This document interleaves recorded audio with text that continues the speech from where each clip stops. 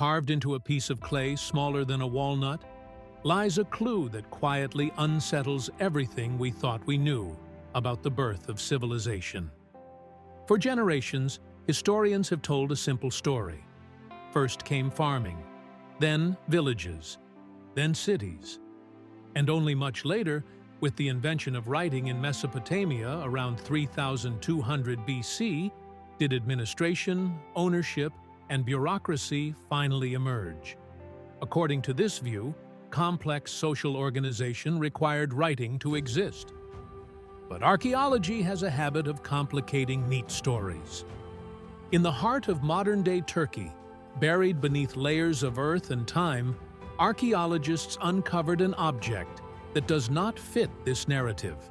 It is small, unimpressive at first glance, and easy to overlook. Yet its implications ripple across thousands of years of human history. This object is a clay ceiling, created around 5500 BC, and it suggests that humans were experimenting with systems of control, ownership, and authorization long before writing ever appeared. This discovery comes from Çatalhöyük, one of the most remarkable Neolithic settlements ever found. Çatalhöyük rises from the Konya Plain in central Anatolia, a vast open landscape shaped by ancient lakes and volcanic soils. The site was continuously inhabited between roughly 7,400 and 6,000 BC, making it nearly 9,000 years old today.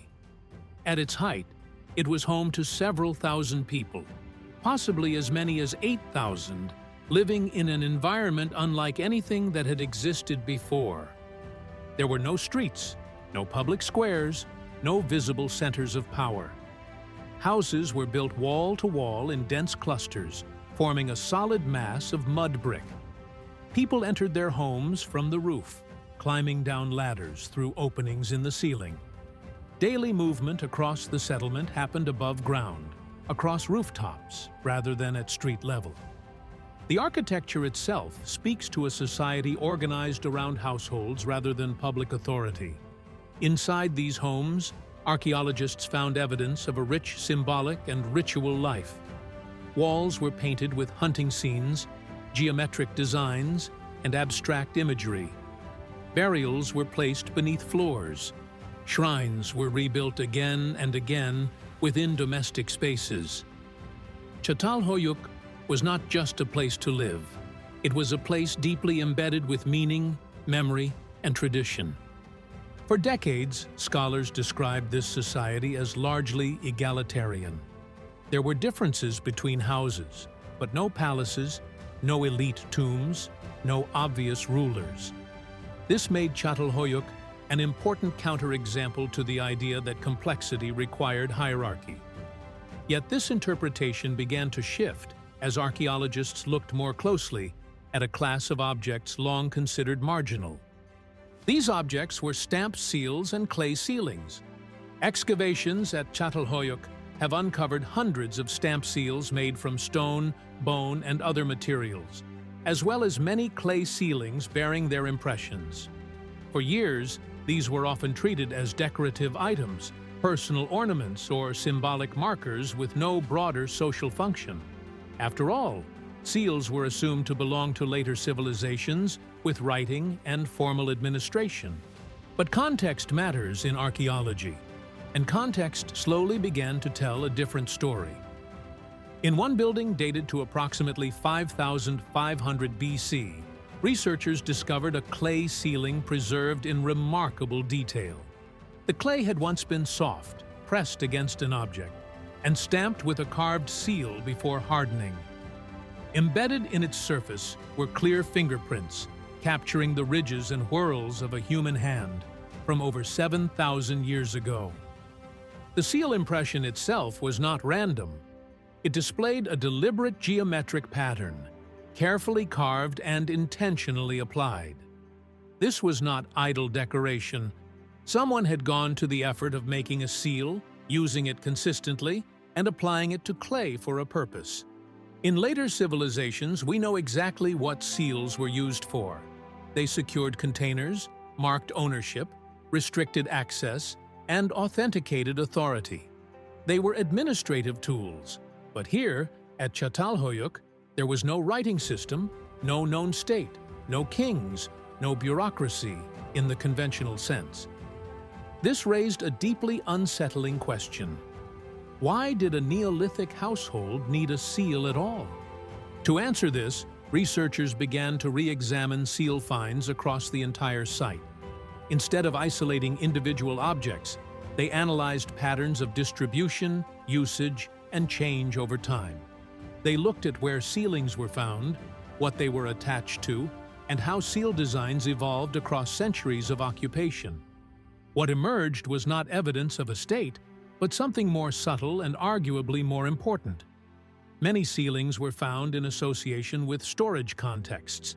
They were attached to baskets, jars, or architectural features that would have controlled access to stored goods. Food surplus, raw materials, or craft products could be sealed away, with the seal acting as a visible marker that something had been closed, claimed, or restricted. Over centuries, seal designs became more varied and intricate. Early examples were simple geometric forms. Later ones displayed increasingly complex patterns. This gradual change suggests an evolving system rather than a sudden invention. People were experimenting, refining, and adapting the use of seals as social needs changed. Crucially, none of this requires writing. A seal does not need text to function. It relies on shared recognition, memory, and trust within a community. What makes this even more compelling is that Çatalhöyük is not alone. Across the Neolithic world, archaeologists have begun to notice similar patterns emerging independently. In the Near East, stamped seals appear at sites such as Haçlılar and Çatalhöyük. In the Levant, small tokens and markings were used to track quantities and resources long before writing. In southeastern Europe, symbolic markings on pottery and tools hint at shared systems of meaning within growing communities. None of these societies had states or scripts, yet all faced the same challenge. How do you manage resources, obligations, and trust when your group grows beyond face-to-face relationships? Anthropologists suggest that this moment marks a fundamental shift in human social life. For most of our species' history, cooperation depended on direct personal knowledge. You shared with people you knew. You trusted people you recognized. But large settlements like Çatalhöyük changed the scale of human interaction. People began living alongside hundreds or thousands of others they did not know personally. In such conditions, symbols become essential. A seal, a mark, or a repeated pattern acts as a stand-in for reputation. It tells others that something has been claimed, closed, or protected without the owner being present. In this sense, seals are not just tools of control. They are tools of trust. They reduce conflict by making boundaries visible. They allow cooperation without constant negotiation. They transform social memory into material form. The seal does not speak, but it communicates. And once such systems exist, they tend to grow more complex over time, responding to pressure, population, and inequality. Çatalhöyük offers us a rare glimpse into this transition, a moment when humans were inventing the social technologies that would eventually make cities, markets, and institutions possible. In a large settlement like Çatalhöyük, where thousands of people lived in close proximity, such tools would have been invaluable. This does not mean Çatalhöyük had bureaucrats, social classes, or centralized authority.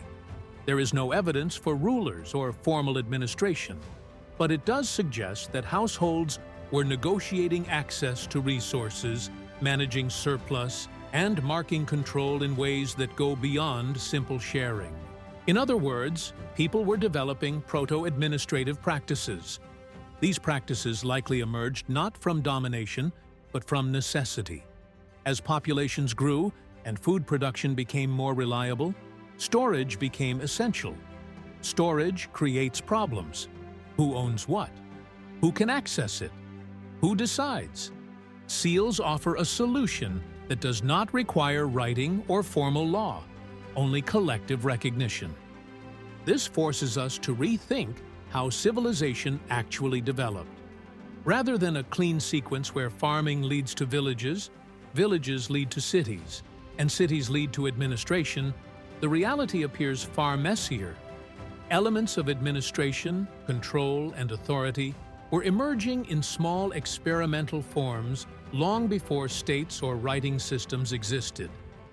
Çatalhöyük shows us a society navigating complexity without centralized power. It reveals how social order can emerge from repeated interactions, shared symbols, and negotiated norms, rather than imposed hierarchy. The fingerprints preserved in that clay ceiling make this deeply human. Someone pressed their thumb into soft clay, sealing away something they considered valuable. They trusted that others would recognize the seal and respect its meaning. In that simple act lies the foundation of social systems we still rely on today. Ownership, trust, authorization, control. These are not inventions of kings or scribes. They are responses to living together in large groups.